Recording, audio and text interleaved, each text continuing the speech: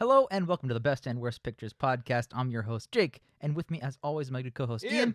Oh, Jesus, that terrified me. And joining us, as per usual, is my other pretty decent co-host, Joaquin. How you doing? I like how you said as per usual, as if he's been a regular staple of this for 28 episodes. It's usual now. Yeah, it is. But yeah, I'm doing all right. What is this show, you might ask? Well, every other week we sit down and watch a Best Picture winner and determines one of the best or worst pictures as compared to the other winners. And this week we're talking about the 29th Best Picture winner ever, which is, of course, none other than the hit classic staple of cinema, Around the World in 80 Days. And to start us off, Ian has collected some fun facts that we, Joaquin and I, have not heard ahead of time. So, Ian, take it away. Sorry, I'm adjusting. Wow, the hit staple. So Around the World in 80 Days is a picture that released on October 17th, 1956, and it was distributed by United Artists. It has a 69% nice critic score on Rotten Tomato, a 57 audience score. Its IMDb rating is 6.8 out of 10, and I couldn't find a Metacritic score for it. It's 182 minutes long, and its budget was $6 million, and its box office was exactly 7 times the amount at $42 million. You say this bitch is 3 hours long? Yep. Oh, 182 minutes. I didn't say 3 hours. Okay. And it is based off of the novel, which goes by the same name, by Jules Verne, a very, very famous author. Normally, what we do is a couple actors. Normally, we have 3, right? right. I have 4 here because one of them is a little weird, and I wanted to talk about it. I'm going to save that one for last. So we're going to start with the star, David Niven, James Bond himself, From the bad one. as Phileas Fogg. You may know him from Casino Royale, the bad one, and in the Pink Panther movies. He's in The Trial of the Pink Panther and The Curse of the Pink Panther. Shirley MacLaine, who's Princess Aouda. I don't know how to pronounce it. That's how it's spelled.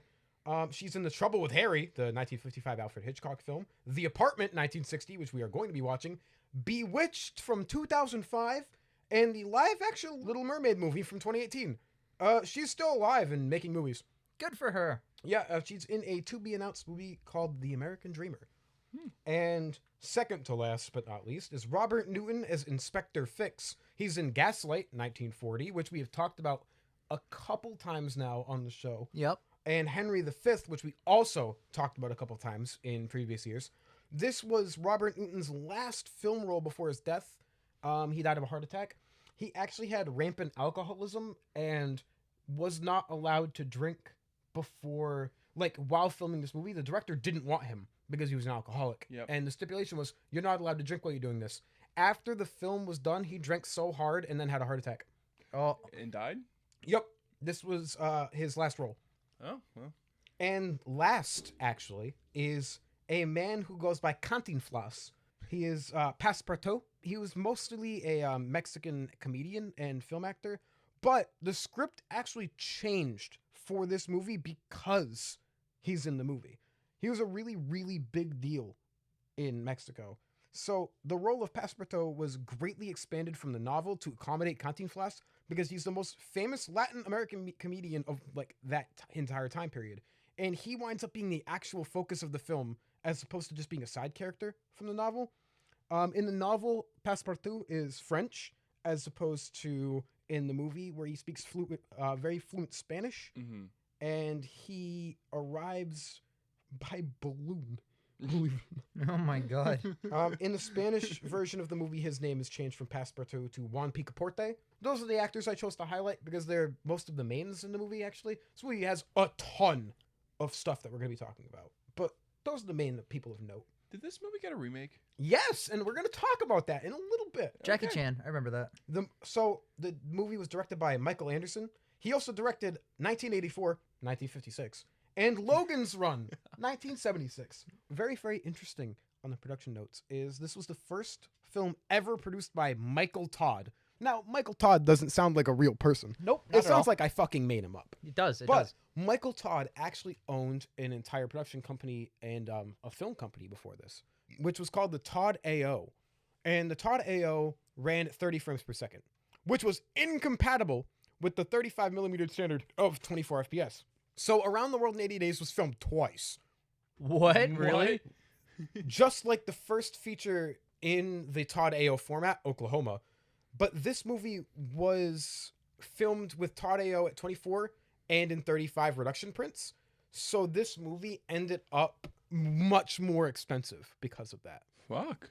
Directly after this, the Todd AO was altered after the third film that it ever got made in Mm-hmm. to run in 24 FPS, making it unnecessary that the other productions got filmed twice because they did it pretty fucking easily. Mm-hmm. While they were filming, the cast, including extras, totaled 68,894 people. It also features 7,959 animals, including 4 ostriches, 6 skunks, 15 elephant, 17 fighting bulls, 512 rhesus monkeys, 800 horses, 950 burros, don't know what the fuck that means, 2,448 American buffalo, 3,800 Rocky Mountain sheep, and a sacred cow that eats flowers on cue. There's also a cat I like at the cat. Reformed Club. The wardrobe department also spent $410,000 on just costumes and trinkets. There are 74,685 different costumes and 36,092 different trinkets in this movie. It's allegedly the most costumes ever required for a Hollywood production. One of my other fun production notes is there is a 2004 remake of this movie, which some of the cast includes Arnold Schwarzenegger, Luke and Owen Wilson, Woo! Jackie Chan, John Cleese, and Rob Schneider. And funnily enough, it got 2 Razzie nominations. I bet it did. I bet it One did. for Arnold Schwarzenegger, and the other one for being one of the worst remakes.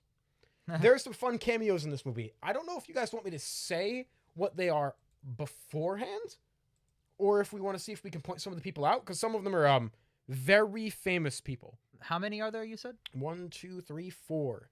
4 fun cameos? There are 4 very fun Give cameos. us 3. All right. How about I give you 2? Okay.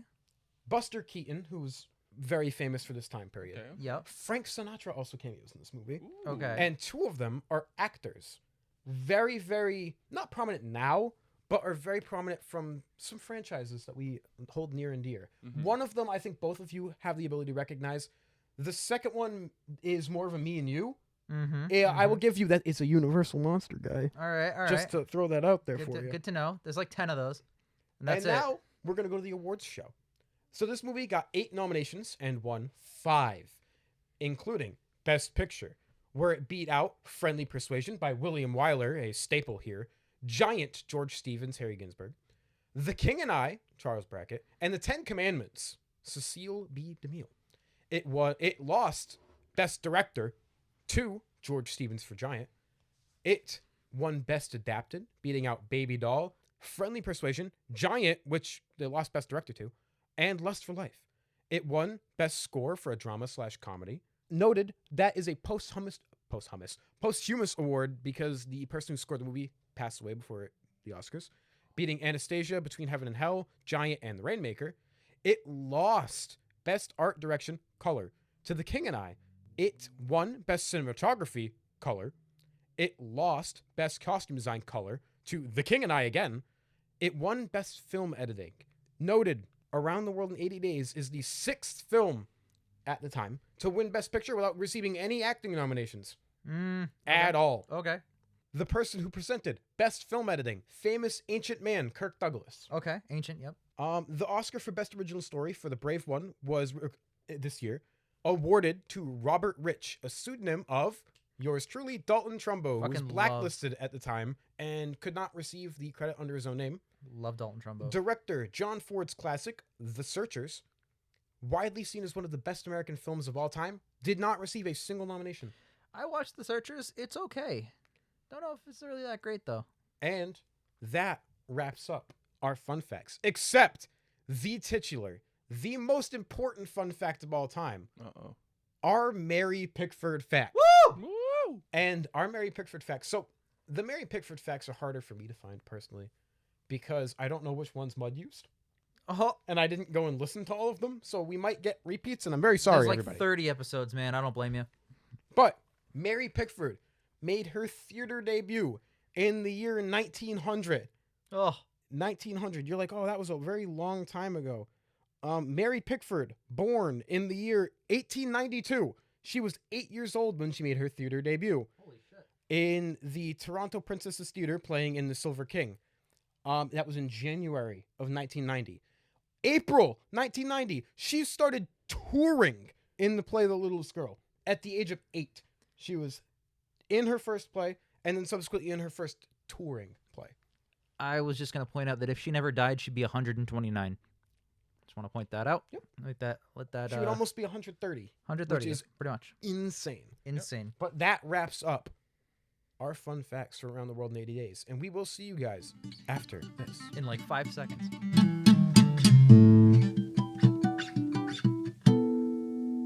We just watched Around the World in 80 Days. How are we feeling? Bored. Bored? Yes. Same. Mostly bored. Yeah. Mostly bored. No. It was a bad one. Sorry. It wasn't It wasn't good. bad. No, it was bad. I don't think it was bad. I think it was just boring. That's the worst thing a movie can do. It's supposed to be entertainment. Entertain is in the word. Can I start with the positive parts of the movie? Of course. ahead. All right. At a lot of times, actually, it has some awesome cinematography. Oh, yeah. It won Best Cinematography, I believe. It did? Okay, good. Yes. Very good. It deservedly so, having not seen the other candidates. I really enjoyed what it did with the camera and the whimsical music in the background. It was a nice little addition, kind of pieced everything together in a really cool way. It sounds like I'm describing a better movie than we watched, but hey, what are you going to do? Yeah, I really liked where the camera moved and how it accentuated there certain were parts. some really, really good shots. The shot when Passepartout was riding the bike and it did like the behind the bike shot Yep. was really, really interesting. Yes, it was. To give the cinematography some credit. Yep. It was very, very competent for a movie that is so boring. Yeah. Oh my God, I'm so bored. This movie is just like depressed me. Well, we should talk about the other good things that We we had in should. this movie. The acting wasn't that bad. No, was kinda- fun fact though, this movie did not get nominated for any acting. Crazy. It was it's one of the very few Best Picture winners to not get nominated for any acting, but Okay. still win Best Picture. That's no, interesting because I like the main cast. I Yeah. also like the cast. I think David Niven actually does really well. Yep. Fun fact, I believe David Niven in the next year won Best Actor for a different movie. That's funny. I've only ever seen him in Casino Royale, the bad one, so I only know him Hey, as he's not even the problem with that movie. The problem with that movie is the fucking movie. right. I only know Yeah. him in that awful hunk of shit. So Yeah. it's like, oh, okay, he can actually do good stuff. No, and Right. I think his character was really good. I didn't hate the characters in this movie. I just hate what they did, which Yeah. was the same thing over and over again for 2.5 hours. We'll get there. But I think this movie's score is pretty solid. I Yep. think the cinematography is really good, and I think it's very impressive with how much costuming and set I design was and just everything. about to add that on. It's like I said during the fun facts, Mhm. they had like almost 70,000 extras and like Yep. thousands upon thousands of costumes and little trinkets and stuff. oh, John Carradine is in this, aka Dracula from the House Yes. movies. So I gave you guys the list of cameos, and I left 2 out on purpose because I felt like we could have guessed them. John Carradine was one. We found him. I noticed when he showed up. Jake was like, "No way!" And then he looked and he was like, "Yes." Because he looks so different than Dracula. The Like, other so one. different. The other one was from Batman the show himself, Caesar Romero, no. the Joker. Where Yes. is he? I don't know where he was. Oh. I didn't see him actually. That's nuts. Crazy. but- He was the other really, really big name. Yeah, no, John Carradine did awesome. He was a very welcome addition to the movie. Of in my course, his opinion. character was hilarious because he was just Duke Cowboy. He's just an asshole the whole time. I loved it. Yeah, but this movie is very, very. I know why it won. It was the Yep. cinematography. It was the costuming. It was the trinkets. It was the amount of extras that they got to perform very well. Actually, If you are an audience member in this theater in this time period, you are amazed. yeah, You are this amazed. movie is I would say a technical marvel for the time, and that's awesome. I love when movies do that. I still think it really holds up though, the way it looks. Like Yes. Oh yeah. I would watch this movie again on mute. Yeah. It's a then- laundry movie. But wait, you miss out on the score. Anyways, The fun score. Yeah, the score is pretty solid. all right, I might turn the score on in the background, but other than that, like, I don't know, guys. It's fine. It's fine. You go from place to place though. You do a fetch quest. This is like Fetch Quest the movie. Yep. You're watching a video game movie, a bad adaptation of one. Yeah. Like 30 years before video games were invented or whatever. What else was nominated for Best Picture this year? The nominations for Best Picture this year, to just tell you, this movie beat out Friendly Persuasion, William Wyler, Giant, The King and I, Mhm. and The 10 Commandments, which is Allegedly a banger, allegedly a banger. but we'll never watch I it. only said William Wyler for Friendly Persuasion because William Wyler's made some fucking heat Mhm. for the best pictures. Can you imagine being so rich that you could just wager shitloads of money if you're able to go around the world in 80 days? Also, like, make that bet today and you win. It's really easy. Yeah. You could do it in a week. The bet would not be that much money. What was No, it? It that's was like true. 50,000 pounds, It was 55. 55. I wouldn't bet someone they couldn't. I wouldn't be on the other end of that. No, because that's a they dumb can. bet. Why wouldn't they be able to? I would bet $5. If, now, if they said like in 2 days, okay, there's money there because that's fucking difficult. You got a private jet or what? well, if you have that much money to be waving around, you could probably do it in 2 days. I would want Yeah. in writing like a contract. They would not use their own personal private jets, although they could use other private jets. Fuck, Yeah. never mind. See, it's too easy. It's, So- yeah, it's too easy. I mean, I get the concept. It's supposed to be this epic globe-trotting adventure. Hmm. But it's a globe-trotting adventure, but it's not very epic. Well, the problem is the loosely connected wacky misadventures don't really tie into the main story. They literally just go to a new place, stop for a bit, and fuck around for no reason. So, No, they have a reason. It's just like, oh, well, now we need a boat to get to the next place. Hello, do you have a boat? They and they'll be didn't. like, yeah, I'll give you this boat. But you If- have to do bullfighting. Yeah. Yeah. So, like, it just kept escalating, and like they happen to land in like the most friendly countries that want to offer them ways onto the next country. Yep. So It straight up feels like you're completing like a dating sim quest. yeah, it's Like so it's weird. so weird.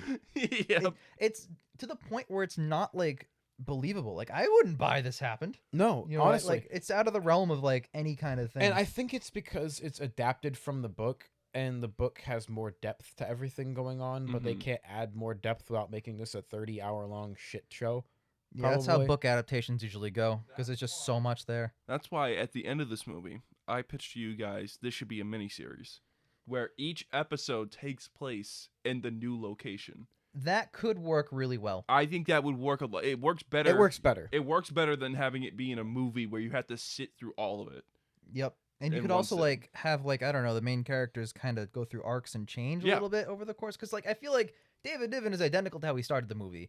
Freaking his assistant is identical to how he started. Like everybody. Yeah, there's no character progression in Go this whole down the movie. line. Every single person's the same, and they don't see any kind of like stakes or threat. I didn't dislike the characters, but there is no progression. Right. Yep. Except obviously the big stake is the bet. Other than that, there is no stakes. Besides the fact that he's him and the princess, which is a weird plot point that's kind of Thrown white in there. saviory. A it's- little bit of that yeah. because it's an ancient like Hindu She's, ritual. She is an Afghan princess, I think. Well, she or was an doing that Arabian thing- princess. And it's a real thing they used to do in like I don't know if they still do it, but like I don't think they still do it. But like where it's a widowed wife who, while the dude is getting cremated and burned alive, I'm sorry, burned dead, she will be burned alive, which is why I said that. She will sacrifice herself in the burning, and that's what okay. he saved her from. Yeah. But I mean, I don't know. It feels white saviory. It does feel like that guy is like, I'll solve all the problems in this other country Mhm. because I'm the white male lead. I So, am you know. David Niven, I'm David, the white male lead who's so strong. David Niven. old and frail. One of the things that I really don't like about this movie, besides the plot, Mm-hmm. is the canteen floss stuff that they added. He was a very minor character in the book, and they added scenes in this movie because he's a really big deal actor and comedian Mhm. in the Mexican community. So they added a bunch of scenes for him to do stuff, and I don't think he was great. Yep. And his character's not very interesting because he doesn't progress. He doesn't. That's really getting me because, like, for me, I know everybody's different when they watch a movie, but for me, what gets me into the story is the characters. And if I like the Yeah. character, And I didn't dislike the characters. It's just they don't go anywhere. They're just the same guy over and over again for 2.5 hours. yeah, it's the same reason that like I finished all of Shameless even after that show tanked because I was so invested in those characters. Or like Supernatural, you know what I mean? Mm-hmm. Supernatural's not a good show for the last like 5 or 6 seasons, but 5 I or want to 6. spend a time with Sam and Dean every week. You know what I mean? So I Yeah. feel like the same thing. The opposite is true here, where sure it's technical, it's amazing, it's got budget, it's got music, but there's like cardboard cutouts for the main people in the movie, and I Yeah. just don't care. about Well them. acted cardboard cutouts. Yes, well acted. I will say. Like, that. it's a shame. They give nothing to work with. That, oh my god. You guys, we complimented the soundtrack a lot, but to give the sound editing and mixing team a slap on the wrist, and by a slap on the wrist, I mean you guys fucked up really bad. The ADR in this movie is fucking dog awful. I didn't really notice it. So there's the scene on the train where the train was too loud, so they had the ADR, the voices in, and it just didn't match at all. And there's the scene where Passepartout goes and gets the Reverend, and their mouths don't match up at all, and it's just a street. Yeah. Unacceptable. I would more so complain about like the kind of choppy cuts. Yes, and I would love to complain about the choppy cuts because it happens constantly. Like we thought we just had a bad legal copy. That okay. At the beginning there was a couple bad cuts too. That we had there were bad cuts, but I wasn't talking about like the frame pacing issues. No, I think that's just whatever. That's the issue, But like with the cut of the movie. In the opening 5 minutes, we thought we just had a bad cut, and that's what happened. But I went back and looked afterwards because I wanted to see. There was an actual cut of the film where he had his arms like this, and they were like that. So it was like a cut. Yeah, it wasn't the weird like frame rate issue that we were having. Right. And then towards the end of the movie, when they got off the train, it did another one of those bad cuts. It did a really bad cut. Yeah. Literally the last scene of the movie where what's the assistant's name? Passepartout just shows up in the window. Yeah. You could tell like I think like the woman had her arms straight up in the air and then just instantly down. Yeah. Yep. It was that was distracting, but few and far between for what, a 2.5 hour long movie. There are sequences where the physics make no sense. Like for example, the sandbags from the fucking what is it? It's not a blimp. What is it called? Hot air balloon. The hot air balloon had the sandbags. The Hindenburg had the sandbags to weigh it up and down, and you'd like the concept is you'd get rid of grains of sand for it to go up, but like there are scenes where like they'd literally throw like a handful of sand out their hand and it would like rocket up in the air. But like, what? In contrast with what you're saying, the hot air balloon scenes looked phenomenal. They did. Yes. They looked great. That's and true. so did the when they were on the boat, they did a miniature. Mm-hmm. Awesome. Now you could always tell when a boat in these movies is a miniature because there's no crew on it. Yep. They fail to like put little even like guys. Yeah. But the problem, stationary. if you're a miniature artist, if you put guys on it, they're just like very stiffly standing people. But that you wiggle. can have them. There's a way to make it work. There is you know a what way. I mean? Yep. And they never do it. Yeah. Mhm. But it looked awesome. I love miniatures, and that looked really, really good. Like this movie has technical aspects going for it. It's for me, it drags so hard. Yep. I want to mention this isn't relevant to what we're talking about at all, but the guitar guy in Spain is massively talented. Oh yeah, I love that guy for sure. It's like the first place they went to, and he had a guitar, so good. You can tell he was actually playing it too. It was really cool. But yeah, there's also some pretty decent humor in this movie. I liked talking about like the hot air balloon scenes, right? Yeah. When they were going over the ice top mountains, and they grabbed a bucket to scoop snow out so they could chill their wine. Chill their champagne. Yeah, like come on. That's funny. That stuff that was good. that stuff is charming to me. Yep, because like it's supposed to be like the ice from like the fucking Alps or Yep. something. Like it's fucking great. He Or- just scoops it. The funny parts. Do you remember when they went and they were eating directly off of that like buffet? Yeah. And Passepartout and the guy who's not supposed to be there are sitting there shoving their faces and they're like feeding each other and like handing each other food. Yep. Passepartout puts an egg in that dude's pocket.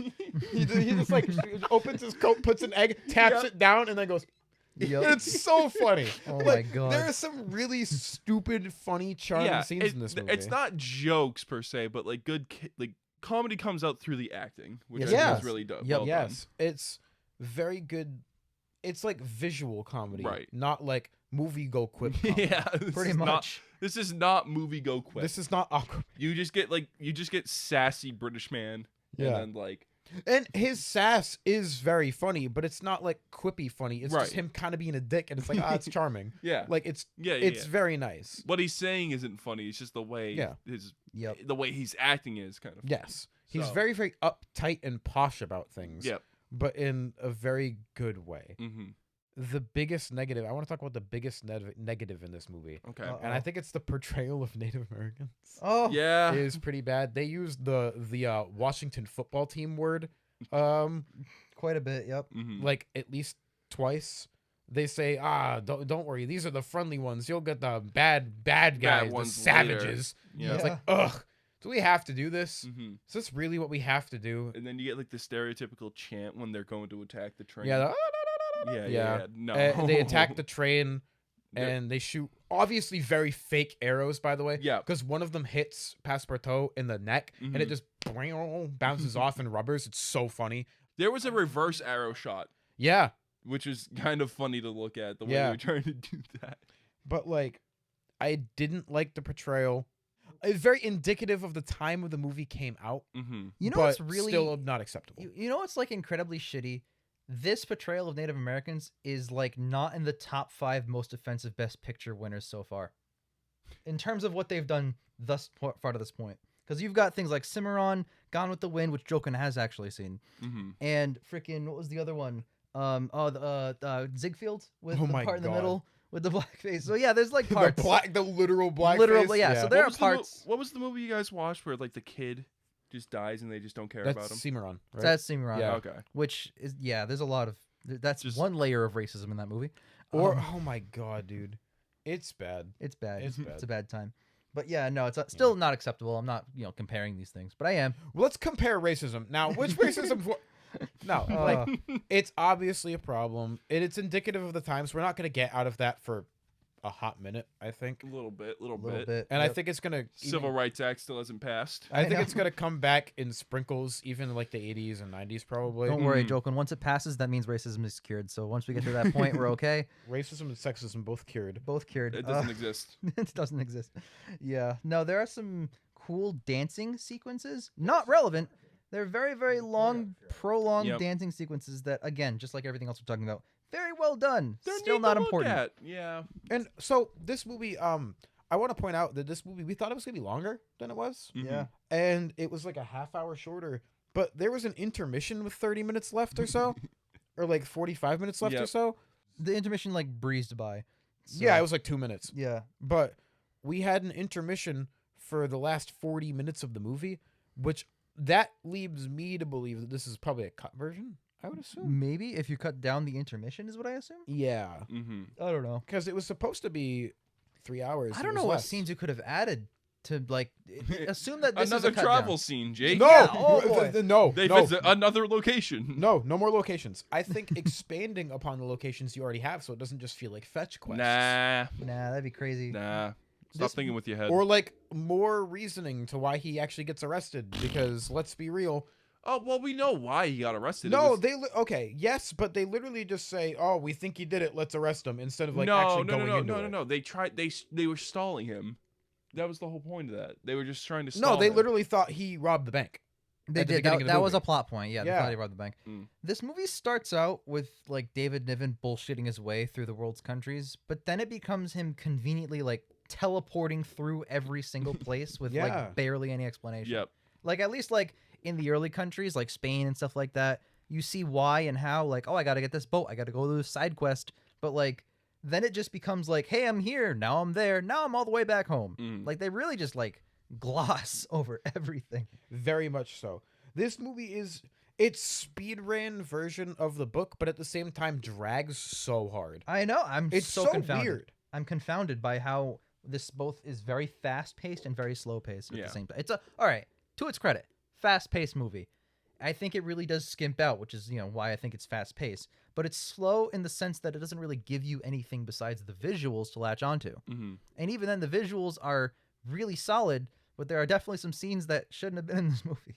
So Oh, 100%. it definitely just bounces back and There's forth. a lot, just absolute drags that could have been cut down for more important things. Yeah. Mm-hmm. Like reasoning of why anything's actually happening, as opposed to, well, here it is, and now he's on the boat. He's on the boat because they did dog fighting, and it's like not dog fighting, bullfighting, bullfighting. So like they did dog fighting in they Spain. did dog fighting in Spain. Monsters. This movie is so weird because like I feel pretty negatively on it, Mm-hmm. yet I think it's nowhere near the worst of like the best picture winning movies. So, There's so much more weaker with ones. you saying that, Yes. what would you rank this movie? What would you give this out of 10? Oh, that's really it's been 20 Ooh. minutes. That is an excellent question. Well, I'm not positive on it. As Me in, I either. would not give it a positive Yeah. score. You know what? Let me go first. Okay. No. I'm gonna give this movie a 5. Okay. Okay, that's mid. It's not that. It really is not that bad.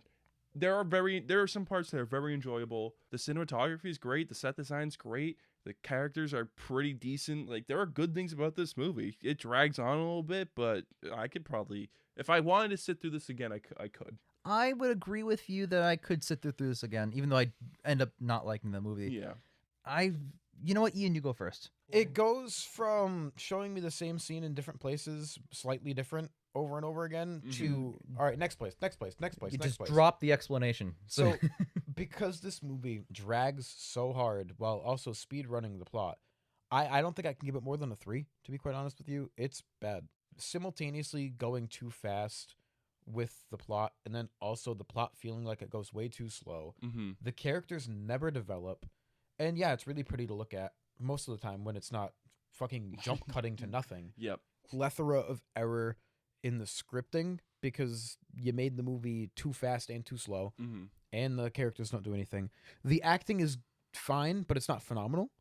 I think it didn't get nominated for a reason, and honestly, I wouldn't be able to be like, no, this should have gotten nominated. Yeah. Like, passable does not mean best picture worthy for acting. And even with the beautiful soundtrack, the ADR on some of the scenes really jars me. So I don't think, even with the positives that it has in the choreography, in the cinematography, and in the costume designs and little trinkets and little intricacies, it still has faults in those amazing areas. Right. Yes. So I probably wouldn't want to watch it again because it feels so long, and it is so long. It is. But I think a 3, because it's not dog shit. It's just not good. I'm going to go ahead and split your scores with a 4 out of 10. I feel really, really mixed because, again, I love all half of that movie. I hate the basically the rest of the movie, which is just the way the movie's done. And at the end of the day, I lean more negative. I can't give it like a 5, which is like neutral territory. Because of that, I have to lean more negative. But I would not go as negative as, like, say, I don't know, Ian Mello in the Room. I cannot. I'm close. But there are still a lot of positive elements here. You're a point away. I'm a point away, but I'm also a point away from you, baby. Ooh. But, like, I don't know. I'm wrapping my head around this movie, and I just keep thinking to myself, like, why would somebody watch this? Spectacle. This is a spectacle film. In this time, sure, it is probably one of the best spectacle films Greatest ever. show on earth. Spectacle film. Yeah, that's why they all fucking win, right? American in Paris, 18-minute dance sequence at the end. Spectacle film. Not relevant to the plot. Can't wait till we talk about Gigi and I get to talk about American in Paris again. Oh, god damn it. So yeah, no, I would give it a 4. I think it's not fine. It's a subpar movie that could have been a lot better, but it's far from the worst thing ever. Guys, with this, what's your favorite? What's your least favorite? Well, I'll tell you, Ian, my good old buddy co-host on this. So my favorite's On the Waterfront, because On the Waterfront fucking slaps. And my least favorite's Hamlet, because Hamlet blows really bad. Hamlet does blow. My favorite, Casablanca. My least favorite, Hamlet. Hamlet blows really bad. Hamlet fucking blows. All right, and I would have The Lost Weekend as my favorite and Cavalcade as my least favorite. Guys, All right. thank you so much for listening. And next week, we'll be here with the 29th or Nope. 30th. 30th is next. Bridge on the River Kwai, which is super exciting. Probably a super heat banger and really long. Yes. So tune in for that. Tune in for All that. right. Followed by Ben-Hur. No, No, Gigi Gigi in then between. Ben-Hur. Yep. Oof. We're getting there. Woo, baby.